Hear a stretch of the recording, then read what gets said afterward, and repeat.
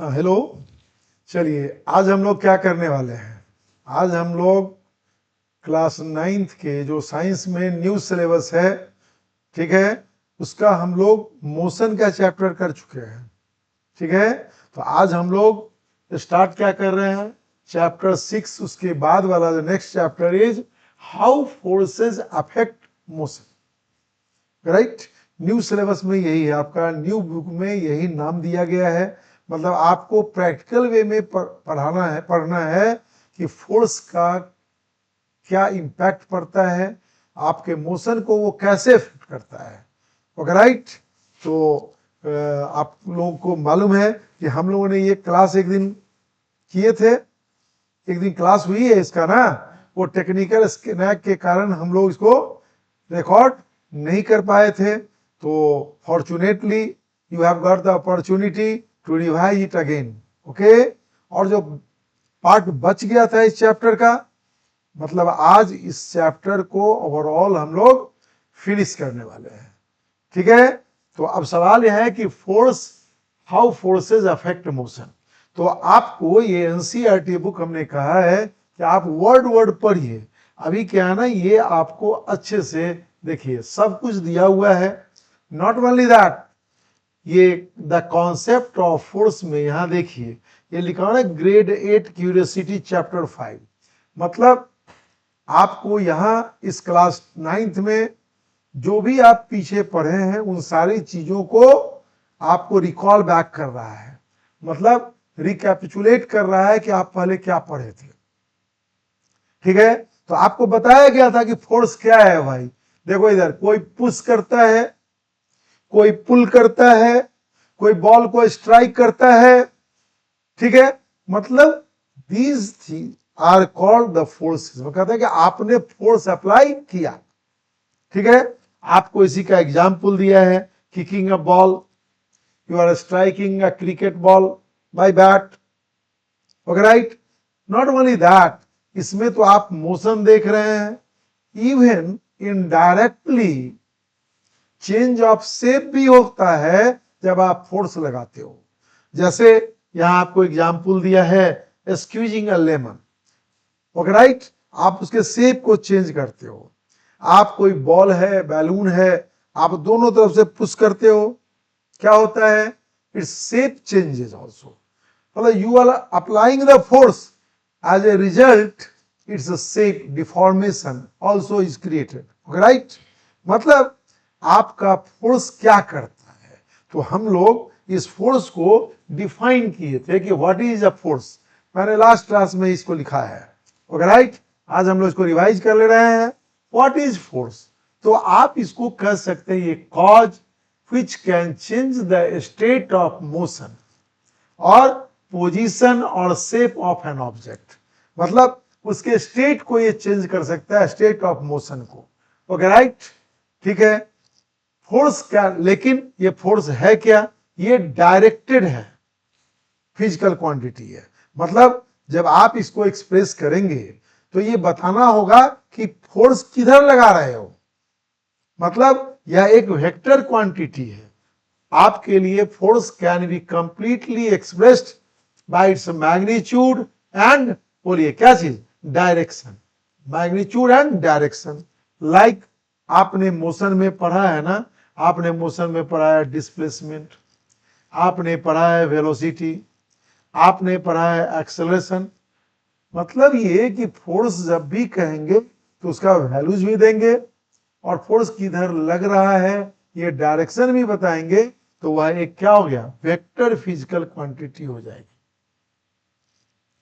बोले ठीक है।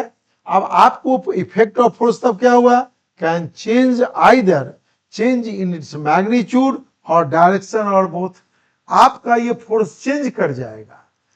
फोर्स आपका क्या है, वेक्टर क्वांटिटी है, राइट, मैग्नीट्यूड भी है, डायरेक्शन भी है। ओके, तो जब आप चेंज इन फोर्स की बात करेंगे ना, तो या तो उसके मैग्नीट्यूड में चेंज हो गया, या उसके डायरेक्शन में चेंज हो गया, या दोनों ही चेंज कर गया। आपको मालूम है ना, स्ट्रेट डायरेक्शन में फोर्स लग रहा है। आपने मोशन पढ़ा, along a straight line path।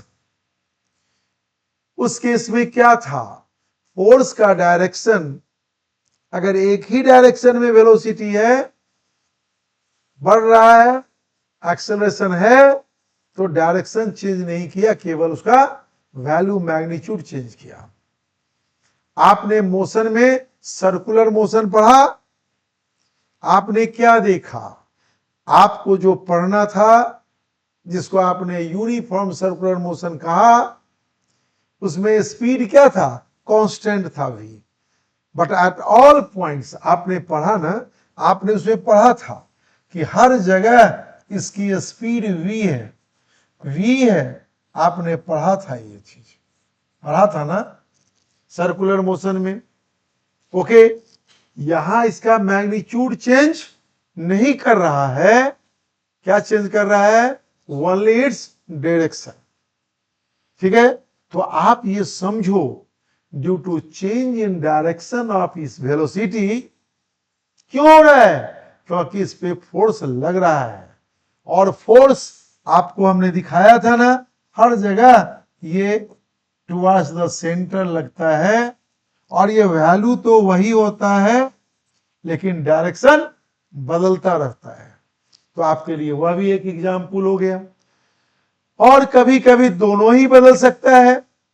ठीक है, तो मैंने वही लिखा था, effect of force can change, either change its magnitude और डायरेक्शन और बोथ, वो भी चेंज हो सकता है। Okay right. चलिए, अब हम लोग नेक्स्ट में क्या था कि फोर्स अगर आपका है, बोले ठीक है, तो हमने कहा कि यूनिट ऑफ फोर्स क्या होगा। फोर्स वेक्टर क्वांटिटी है, बहुत मैग्नीट्यूड एंड डायरेक्शन, इसको एक्सप्रेस करना है तो डायरेक्शन भी बताना होगा। ठीक है, अब इसका यूनिट क्या होगा। तो देखो भाई, कुछ लोग गलती करते हैं, यूनिट न्यूटन तो जानते हैं लेकिन उसे कैपिटल लेटर से लिखते हैं। जब आप इसे यूनिट कहोगे ना, तो ये स्मॉल लेटर में लिखा गया, small letter Newton, not capital. मतलब आपने अगर कैपिटल से लिखा ना, तो ये आपके लिए रॉन्ग है। सिंबल में आप कैपिटल एन यूज करोगे, एन किसके इक्विवेलेंट है, kg metre per second square. Okay right, kg metre per second square. तब आपसे पूछता है कि टाइप्स ऑफ फोर्सेस क्या हो, फोर्सेस के कितने टाइप्स हैं। तो आप सुनो भाई, इधर अभी आपको आपके लेवल पे दो तरह का बताया गया है। क्या बताया गया है, देखिए, आपको जब इतनी बात जाने, देखिए measuring the magnitude of force के बाद आपको सब पढ़ना है। आइए, बैलेंस्ड एंड अनबैलेंस्ड फोर्सेस। ठीक है, आपको एग्जाम्पल दिया है बैलेंस्ड एंड अनबैलेंस्ड फोर्सेस। जब आप सीनियर क्लास में जाएंगे ना, तो टाइप्स ऑफ फोर्स में बहुत तरह का फोर्स आएगा। ठीक है ना, पहले होगा contact force, not in contact force. ठीक है ना, आप कांटेक्ट में रह के फोर्स लगाते हो तो कहते हैं कांटेक्ट फोर्स। रस्सी का फोर्स कांटेक्ट फोर्स है। पुश करते हो वॉल पे, बोलो क्या है ये, कांटेक्ट फोर्सेस है। लेकिन ये ग्रेविटेशन का फोर्स लगता है, ये कांटेक्ट में नहीं है अर्थ के, स्टिल फोर्स इज अप्लाइड, इसको कहते हैं नॉट इन कांटेक्ट फोर्स। तुम्हारे लिए इलेक्ट्रिक फोर्सेस हैं, चार्ज बॉडीज के बीच में लगता है, नॉट इन कांटेक्ट। आपके लिए मैग्नेटिक फोर्सेस हैं, not in contact. But right now आपको आपके लेवल पे जो बांटा है ना, वो बैलेंस्ड एंड अनबैलेंस्ड फोर्सेस। सुने, तो बैलेंस्ड का सीधा मतलब है कि net force is zero. Forces लग रहे हैं but their resultant is zero.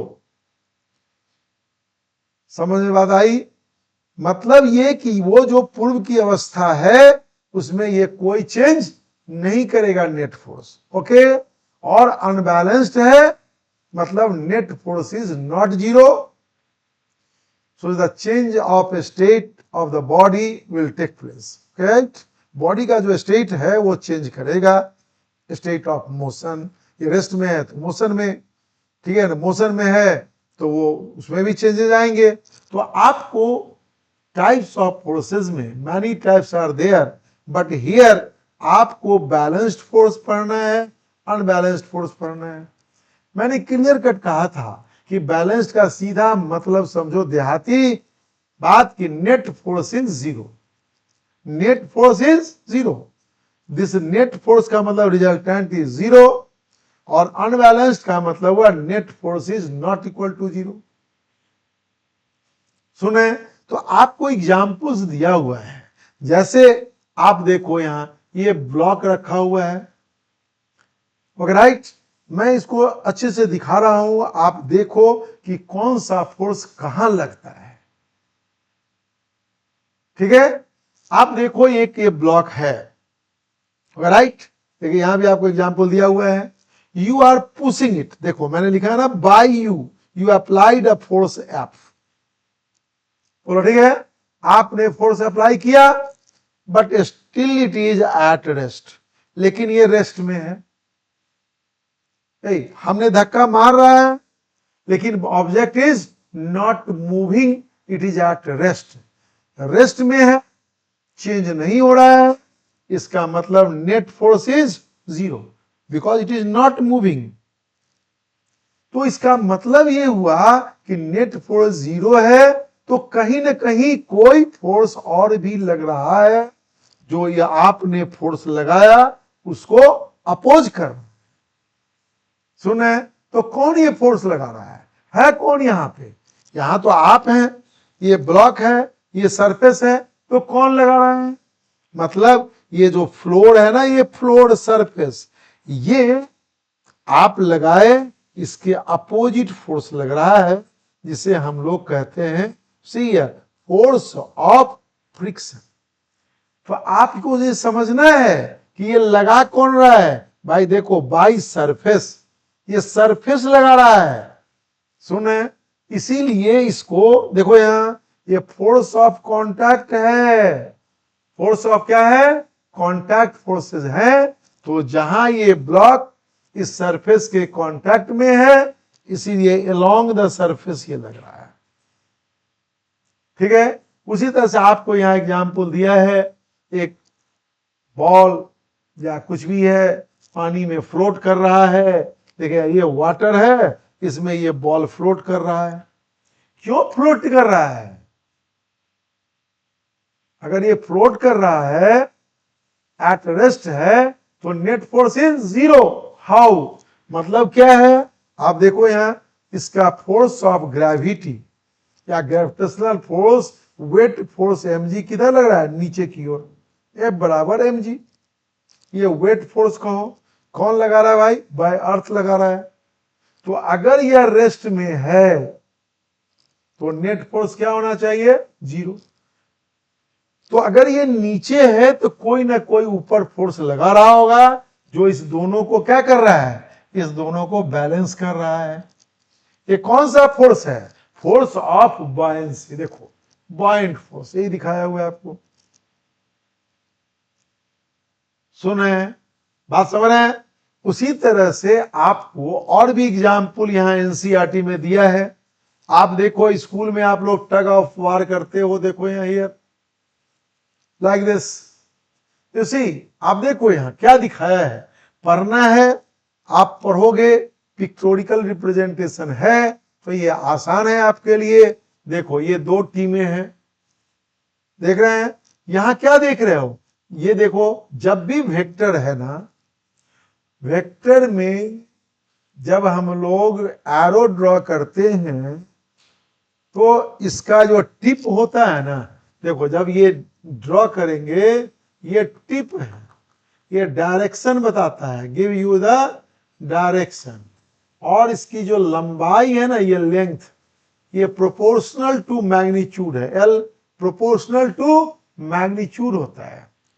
जैसे आपको हमने दिखाया है, यहां देखो, अगर ये 2 न्यूटन है, देखिए हमने इतना बड़ा लिया है 2 न्यूटन, तो कोशिश ये करना चाहिए लगभग, अब ऑलवेज तुम मेजरमेंट करके नहीं ड्रॉ कर सकते हैं आप, तो कोशिश करो दिखाने का, रियलाइज करने का एहसास। अगर 4 न्यूटन है, तो लगभग इसके डबल है। आपको फिगर में ऐसे दिखाते हैं, यही आप समझिए स्टाइल है, यही परंपरा है। आप देखो यहां इसने दिखाया है, देखो जितना बड़ा ये लोग खींच रहा है फोर्स पुलिंग, उतना ही फोर्स से ये भी खींच रहा है। मतलब इस केस में नेट फोर्स इज 0, कोई किसी को नहीं, किसी की तरफ मोशन है। बट हियर देखिए, ये टीम देखो, ये बड़ा एरो है और ये छोटा है, ये टीम ज्यादा बड़ा फोर्स लगा दिया, वो कम फोर्स लगाया, तो नेट फोर्स ज्यादा की तरफ हो गया, तो क्या होगा, ये टीम इसको खींच लेगी। सुन रहे हो ना, मतलब रिजल्टेंट यहां है, ये नेट फोर्स 0 नहीं है। उसी तरह से ये कार के बारे में देखो, ये 2 पर्सन्स फोर्स लगा रहे हैं, ये दोनों सेम ही डायरेक्शन में है, तो नेट फोर्स क्या हो गया, ये दोनों का ऐड होके देखो बड़ा एरो हो गया। तो आपको इन सारी चीजों को देखना है। सुने हो, अब आपको इसी के बेसिस पे आपको एक एग्जाम्पल दे दिया गया है। आप यहां देखो क्या कहता है, 2 forces of 10 Newton and 6 Newton are acting on a block lying on the table as shown in figure ABC. What is magnitude and direction of net force acting on the block in each case? आओ भाई देखो, आप देखो यहां क्या कहता है, देखो ये ब्लॉक है, ये ब्लॉक है, आप देखो इस ब्लॉक पे 10 न्यूटन राइट, 6 न्यूटन भी राइट, तो नेट फोर्स क्या हो गया, ये दोनों जुट गया, 10 + 6 बोलो कितना हो गया, 16। ये किधर जा रहा है, टुवर्ड्स राइट। ओके ठीक है। इस नेक्स्ट केस में क्या दिया है, देखो 10 Newton is right, 6 Newton is left. मतलब देखो हमने ड्रॉ किया, हमने 10 न्यूटन ड्रॉ किया राइट, 6 न्यूटन ड्रॉ किया लेफ्ट। देखिए तो आपके लिए नेट फोर्स देखो, ये नेट फोर्स हो गया। अब उसमें नहीं दिखाया ना, हमने ऐड किया है, आप देखो प्रॉपर्ली, यहां से यहां कितना हुआ, ये 4 न्यूटन। ठीक है, इस केस में क्या हुआ, 6 Newton is right, 10 Newton is left.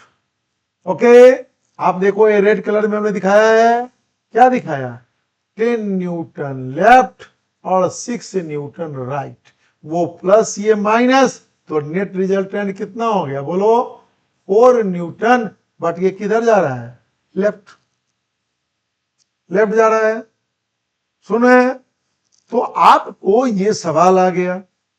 अब आपको एक और भी एक्टिविटीज दिया है, आप देखो यहां, ठीक है, लेकिन देखो यहां देखो, अब ये जैसे वेट लिफ्टर का दिया है, एक सवाल न्यूमेरिकल्स है आगे चल के आपका। सुन रहे हो क्या कर रहा है, ये weight lifter lifts a barbell, list 2 forces that are acting on the barbell. Are these forces balanced if the weightlifter keeps the barbell steady? अगर वो स्टीडी है ना, रेस्ट में है ना, तो नेट फोर्स क्या हुआ, 0। तो क्या देख रहे हैं आप, ये जो उठा रही है, ये अपना फोर्स ऊपर लगा रहा है, बोले राइट, तो ये force by the lifter upward, और ये जो बारबेल उठाए हुए इधर दोनों तरफ से, उसका फोर्स किधर लग रहा होगा, इसका फोर्स ग्रेविटेशन का, बोलो भाई किधर, नीचे, इसका भी फोर्स नीचे। तो 2 तरह का फोर्स हो गया, एक बैलेंस्ड है, जो इस दोनों का ग्रेविटेशनल फोर्स नीचे, ये दोनों हाथ से ऊपर की ओर लगा रही है फोर्स, बैलेंस करके net force is 0। But not here, you see, ये देखिए यहां, ये 2 फ्रेंड्स मिला रहा है, अगर दोनों बराबर, एक लगाएगा बाहर, एक लगा रहा है अंदर, नेट क्या होगा, 0। बट नॉट हियर, क्या कहता है, 2 players R and S are participating in an arm wrestling match. You see the figure.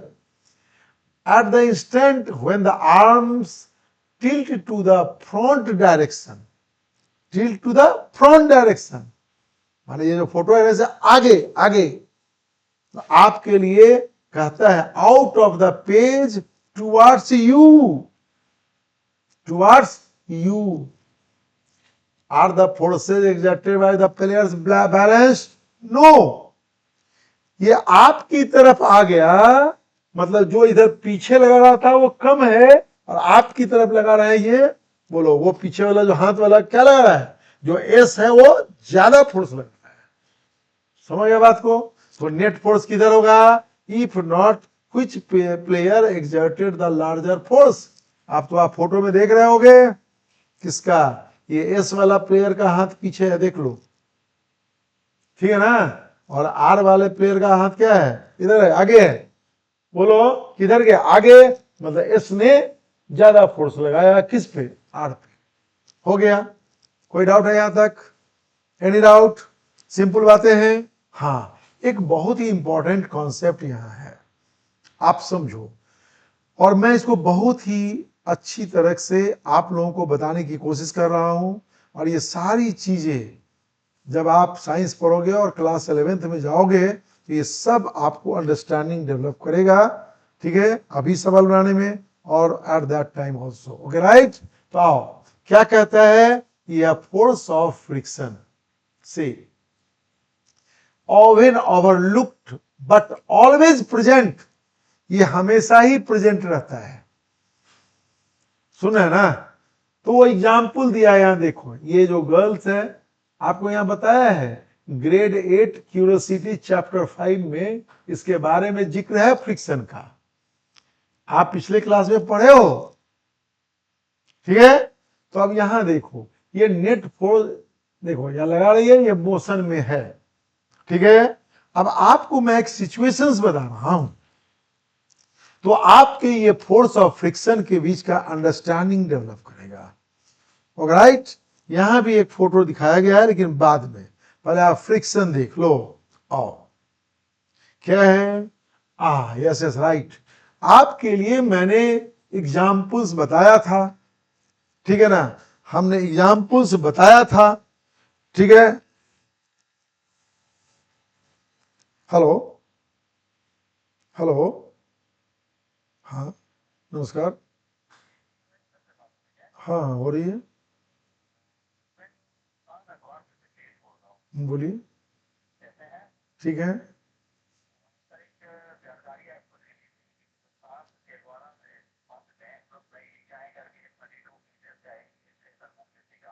हम्म,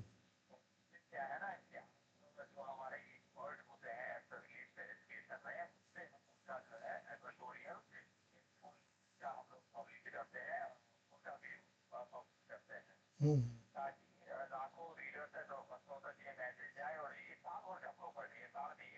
हाँ नहीं ठीक है, ठीक है।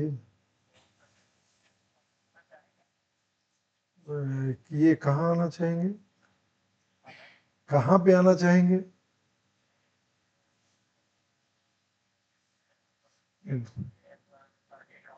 नहीं ठीक है, तो वो जब अब कोई हमारे सेंटर पे आएंगे ना, तब जब बात होगी तब बता दो, ठीक है। हाँ ठीक है, तो आप कब मॉर्निंग में आइए तो हम बात करते हैं आपसे, ठीक है। नहीं नहीं ठीक है, वो बजट जो है ना, अभी तो नहीं, अभी हम क्लास ले रहे हैं, ठीक है ना, इसलिए इस संबंध में बाद में बात करेंगे, राइट।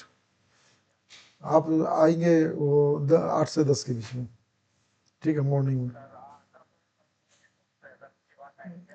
तो फिर हम बताएंगे बाद में आपको, राइट, ठीक है, ठीक। हम्म, तो मैं कह रहा था कि फोर्स ऑफ फ्रिक्शन ये बेटर समझने के लिए हम लोग को एक एग्जाम्पल लेना होगा, एक एक्सपेरिमेंट करना होगा। जैसे एनसीईआरटी ने आपको एक्टिविटीज देता है ना, तो ये आपके लिए new sort of activities I am giving to you people, okay right. Suppose यहां देखिए हमारे लिए ये ब्लॉक है, ओके ये ब्लॉक है, राइट। अब ये तो बना हुआ है, जब मैंने लास्ट टाइम जो रिकॉर्ड नहीं हुआ था उस वक्त में हमने बना बना के दिखाया था आपको, ओके। ये ब्लॉक है, आपने फोर्स F1 अप्लाई किया बाय यू, ठीक है, लेकिन ये मूव नहीं किया, ये रेस्ट में रहा। रेस्ट का मतलब क्या हुआ? नेट फोर्स इज 0, ठीक है। क्यों हुआ? क्योंकि ये नीचे का जो सरफेस है ना, ये जो सरफेस है, ये सरफेस ने एक फोर्स लगाया अपोजिंग द मोशन, जिसको हम लोग कहे फोर्स ऑफ फ्रिक्शन। तो नेट अगर जीरो है, इसका मतलब यह है कि आपने जो फोर्स अप्लाई किया F1, right, it is equal to the force of friction. Force of friction developed, ये डेवलप किया है, उसे ये डेवलप, उसको बैलेंस कर लिया, रेस्ट में रह गया। अब आप अपने इस अप्लाइड फोर्स को बढ़ा दिए हो, ये ग्रेटर देन F1 है, स्टिल यह एट रेस्ट है। आप बढ़ा दिए तब भी ये रेस्ट में है, और रेस्ट में है तो नेट फोर्स जीरो है। तो अब अगर जीरो है, आपने फोर्स बढ़ा दिया, तो ये जीरो तभी होगा जब ये फोर्स ऑफ फ्रिक्शन जो डेवलप किया था ना, यह भी अपने को बढ़ा दिया है, तभी तो ये दोनों बराबर हो गया। अब ये बराबर हो गया। फोर्स ऑफ फ्रिक्शन क्या है? जो आपने फोर्स, देखो मैं फिर लिख रहा हूं, जो बार बार पढ़ने से कुछ नई चीजें होती है। सुने, आपने कम फोर्स अप्लाई किया, इसने कम डेवलप किया। आपने बढ़ा दिया, उसने फ्रिक्शन फोर्स भी बढ़ गया। मतलब आप समझ रहे हो ये क्या है? मैंने एक नाम दिया, इट इज सेल्फ एडजस्टिंग है, अपने को एडजस्ट करता है। लेकिन इसकी कोई सीमाएं भी है। आप बढ़ाते जाओ, एक समय आएगा F3, इस F2 से फिर बढ़ा दिया हमने। लेकिन अब क्या है? अब है ये रेस्ट में तो है, बट ठीक है, मैंने स्टार मार्क दिया था, बट जस्ट टू मूव। अब ये मूव करने ही वाला है, ये अब ये मूव करने ही वाला है। मतलब क्या हुआ कि ये जो सेल्फ एडजस्टमेंट डेवलप कर रहा था ना, सुने हो, वो अपने मैक्सिमम लेवल पे आ चुका है। अब इससे ज्यादा वो डेवलप नहीं करेगा। तो अभी जब ये जस्ट टू मूव का केस है, ये maximum force of friction develop किया, और अभी भी ये दोनों नेट फोर्स जीरो है ना, ये दोनों क्या हो गया? इक्वल हो गया। तो आप निकाल सकते हो, इधर देखो, किसी दो सरफेसेस के बीच में कितना मैक्सिमम फोर्स ऑफ, और वो रेस्ट में है, तो लोग इसको स्टैटिक फ्रिक्शन भी बोलते हैं। क्या बोलते हैं? रेस्ट में तो स्टैटिक स्टेट है। स्टैटिक फ्रिक्शन कितना होगा मैक्सिमम, यह आप इस एक्सपेरिमेंट से निकाल सकते हो। ऑब्वियस है, जो ही आप इससे ज्यादा फोर्स लगाए, हमने F' लगाया, अब ये किस में हो गया? अब ये मूविंग हो गया, इन मोशन में हो गया, मोशन में हो गया। मोशन का मतलब क्या हुआ कि अब जो आपका ये फ्रिक्शन फोर्स लग रहा है ना, बोलो, वो इस फोर्स से कम लग रहा है, ये कम लग रहा है। अब आपके लिए F नेट जो है ना, वो जीरो नहीं है, F' माइनस F है। यहां पे मूविंग मतलब दिस F नेट इज, बोलिए, नॉट जीरो, ये जीरो के बराबर नहीं है, नेट फोर्स है। F' आपने लगाया, ये फ्रिक्शन का फोर्स अपोजिट लगा, तो नेट क्या हो गया? F' minus F। आप सुन लो भाई, ये तो सेल्फ एडजस्टिंग था। जब ये मोशन में आ जाएगा ना, तो इस फोर्स को हम लोग क्या बोलेंगे? फोर्स ऑफ काइनेटिक फ्रिक्शन भी बोलते हैं। देखो, और ये एज्यूम्ड टू बी क्या? कांस्टेंट मानते हैं इसको। सुने, तो ये प्रथा है कि अगर ये कांस्टेंट है तो लोग इसे Fk भी लिख देते हैं शॉर्ट में। K stands for kinetic, K stands for kinetic. और इसमें कभी कभी लोग, सुन रहे हैं ना, इसको Fs भी लिख देते हैं। क्या लिख देते हैं? S means static, K means kinetic. सुन रहे हैं? तो आपको ये ज्ञान हासिल करके रखना है, ये आपके लिए एकदम ब्रह्म ज्ञान है। आप समझो कि फिनोमेनन होता क्या है एक्चुअल में। और ये फ्रिक्शन केवल हमेशा अपोज नहीं करता है, ये सपोर्ट भी करता है। ये भी आपके लिए क्वेश्चन है, समझ रहे हैं ना बात को? क्या आप जो चलते हैं ये फ्रिक्शन के कारण ही चलते हैं। आपके अगर पैर, व्हाट यू डू, आप देखो यहां जब पीछे आगे चलते हो तो पीछे से आपको फ्रिक्शन का फोर्स लगता है। सुन है ना, एक बात और मैं दिखा देता हूं, ये फोटो में देख रहे हो ना, ये दिखाया है नॉर्मल फोर्स वगैरह। आपको हमने पिछले दिन दिखाया था कि ये पर्टिकुलर ये सिचुएशंस है, आपको ये सीखना चाहिए। ये ब्लॉक है, देखो यहां, ये जो आप देख रहे हो ना, ये प्रॉपरली दिखाया हुआ नहीं है। मैं बोल नहीं रहा हूं, हो सकता है एनसीईआरटी ने आपके लेवल पे समझाने के लिए इतनी गहराई में नहीं गया, लेकिन यहां तो दिखाया ना फोर्स ऑफ फ्रिक्शन, ये अलोंग द सरफेस दिखाया ना, तो इसे चाहिए था ग्रेविटेशनल फोर्स और नॉर्मल फोर्स को भी प्रॉपर जहां लगता है वहां दिखाना। तो आप देख लो क्या है, आप देखो कि यह ब्लॉक है, यह ब्लॉक है, यह सरफेस है। तो आपने जब फोर्स लगाया F, ये बाय यू है, तो क्या हुआ, क्या हुआ, इस पे रिलेटिव मोशन की टेंडेंसी थी, तो सरफेस ने लगाया friction force. Force of friction ये जब भी लगेगा, बोलो अलोंग द सरफेस लगेगा। आप याद कर लो, अलोंग द सरफेस। अब जब भी ब्लॉक है भाई, ये नीचे क्यों नहीं गिर रहा है, क्यों नहीं नीचे गिर रहा है? नीचे की ओर ये वेट फोर्स इसका लग रहा है। देखो इसके सेंटर ऑफ ग्रेविटी से लगता है। देखो ये वेट फोर्स है W, जिसे आपको mg भी लिखना है, बाय अर्थ है। ये ग्रेविटेशनल फोर्स है, तो कहां लगेगा, सेंटर से लगेगा। ठीक है, अब ये गिर क्यों नहीं रहा है, क्योंकि सरफेस इसको ऊपर की ओर सपोर्ट किए हुए हैं। ओके राइट, और सपोर्ट किया है ना, ये परपेंडिकुलर टू सरफेस है। Perpendicular means normal, perpendicular means normal. सुन रहे हो ना, ये फोर्स सरफेस पे लग रहा है, यहां देखो। तो जो नॉर्मल फोर्स यहां देख रहे हो ना ऊपर से, ये ऊपर नहीं लगेगा बाबा, ये कौन लगा रहा है, सर पे, ये यहां नीचे लग रहा है। देखो ये नीचे, ये सरफेस ने लगाया है, नॉर्मल फोर्स बाय सरफेस।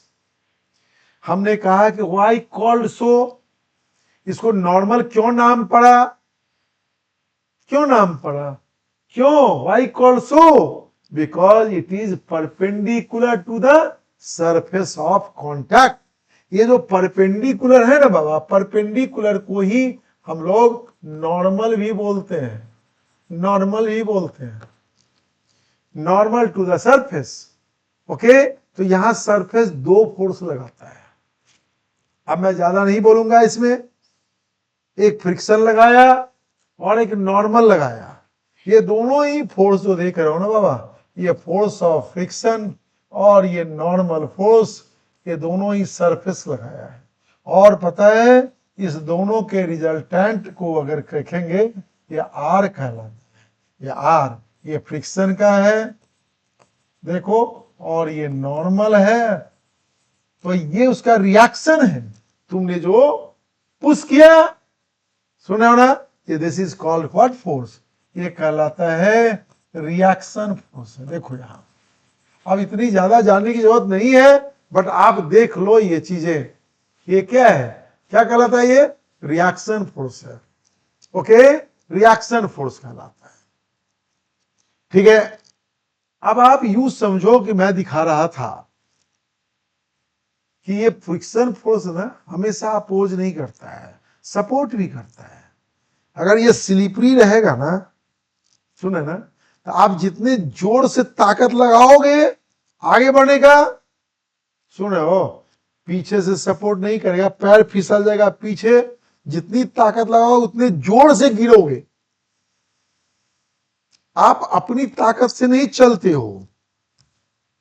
सुनो ना, ये फ्रिक्शन जो ग्राउंड का सरफेस है, देखो ये हमने पैर बनाया, जब आगे की ओर आपका मोशन क्यों है, आप पुश करते हो बैक, देखो यही रिएक्शन है, जो आपका वेट है और सुनो ना, और आपके एक फोर्स लगाते हो हॉरिजॉन्टल, तो क्या है, इसको सपोर्ट करता है, और ये फ्रिक्शन फोर्स जो इधर लगाता है ना, ये एक्शन रिएक्शन है, तो आप आगे की ओर मोशन में जाते हो।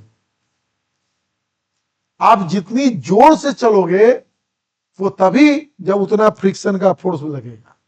फ्रिक्शन नहीं सपोर्ट कर रहा है, यही स्प्रिंटर्स वगैरह में होता है, देखोगे पीछे एक पेग लगा देता है, क्योंकि ये जितना जोर से इस पे धक्का मारेगा पीछे, उतना जोर से इस पे आगे की ओर फोर्स लगेगा, इट विल बी प्रोपेल्ड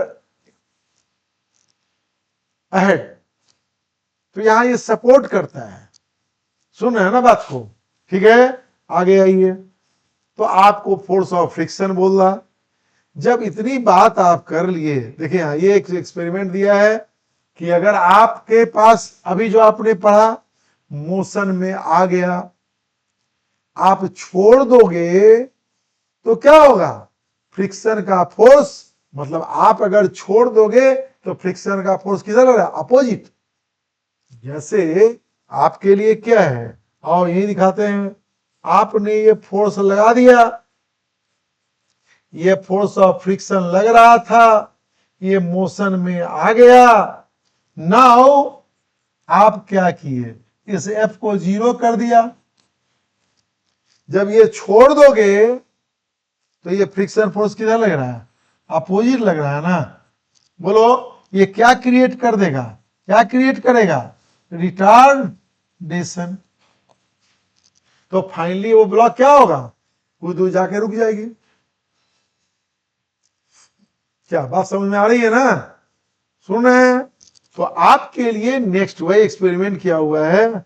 आइए अब आपको इसके बाद, एक्सपेरिमेंट करने के बाद आपको ये दिया है मेजर करने का, भाई देखो स्प्रिंग बैलेंस से मेजर किया है, ठीक है ना, आप करो ये सब पढ़ो। हाँ, अब आया आपका Newton's first law of motion.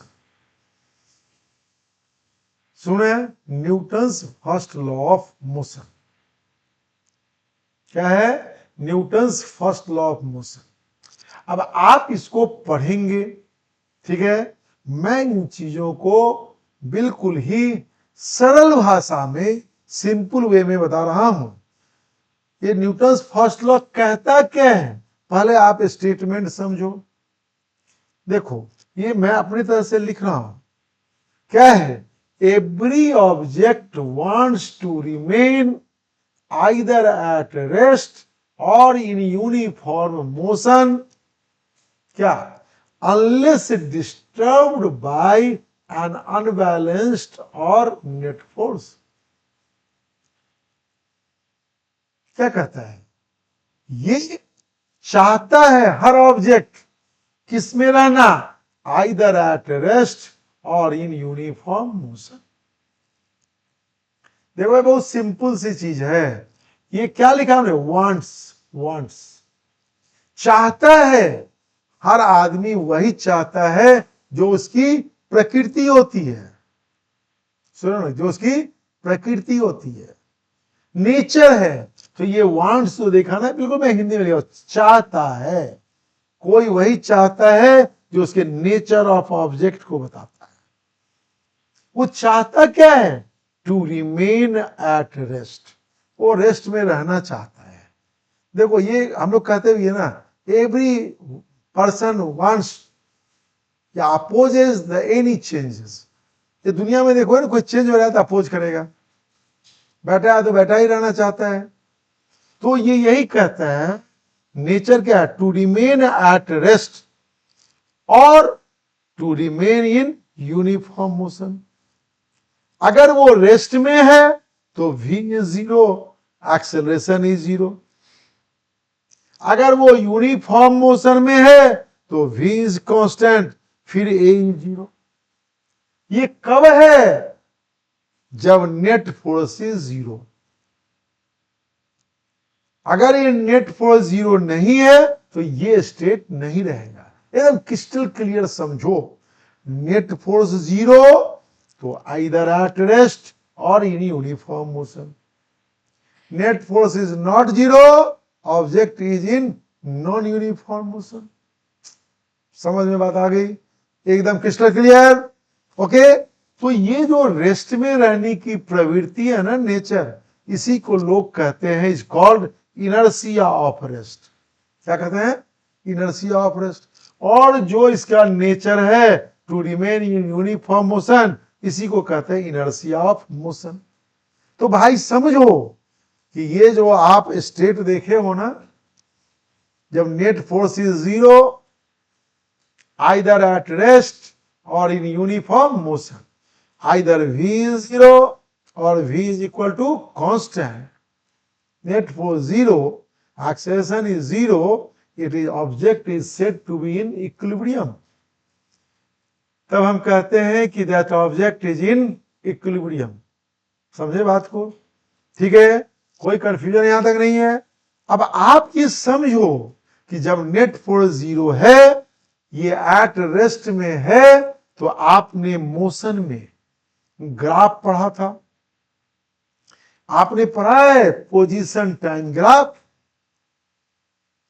ये रेस्ट में है, मतलब पोजीशन इसका चेंज नहीं कर रहा है, टाइम तो बदल रहा है, इसका पोजीशन मान लो x जीरो का जीरो ही रह रहा है, that is not changing, constant. और अगर ये कांस्टेंट है तो आपने इसका कॉरस्पॉन्डिंग वेलोसिटी टाइम ग्राफ खींचा था। ये वेलोसिटी क्या था, मैं इसको गंदा नहीं कर रहा हूं। वेलोसिटी क्या है? Slope of position time graph. ये हॉरिजॉन्टल है, तो हॉरिजॉन्टल का स्लोप क्या होगा, ढलान क्या होगा, जीरो। अरे चढ़ेंगे तो पॉजिटिव, उतरेंगे तो निगेटिव, आपने सीखा था ना। और स्ट्रेट लाइन है तो स्लोप क्या हो गया, इसका ढलान कांस्टेंट है। बोलो राइट, राइट। तो इसका वेलोसिटी क्या हो गया, ये वेलोसिटी क्या हो गया, जीरो हो गया। इसका slope is what, this slope is, बोलो क्या बोलोगे, स्लोप जीरो। तो यही स्लोप तो क्या कहलाता है, वेलोसिटी।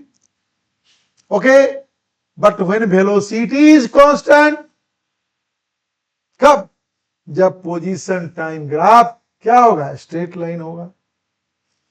अब ये चढ़ रहा है तो वेलोसिटी इज पॉजिटिव, अगर ये ऐसे उतर रहा होता तो वेलोसिटी क्या होता है, निगेटिव। ये स्ट्रेट लाइन है, इसका स्लोप क्या होगा, कांस्टेंट, तो वेलोसिटी टाइम ग्राफ क्या होगा, कांस्टेंट। सुनो ना, मान लीजिए हमने कहा ये वीओ, वीओ क्या है, ये कांस्टेंट, नॉट चेंजिंग, मतलब velocity not changing, acceleration is zero. तो नेट फोर्स के सिचुएशन में ये position time velocity time graph है जब दे आर एट रेस्ट, और ये पोजीशन टाइम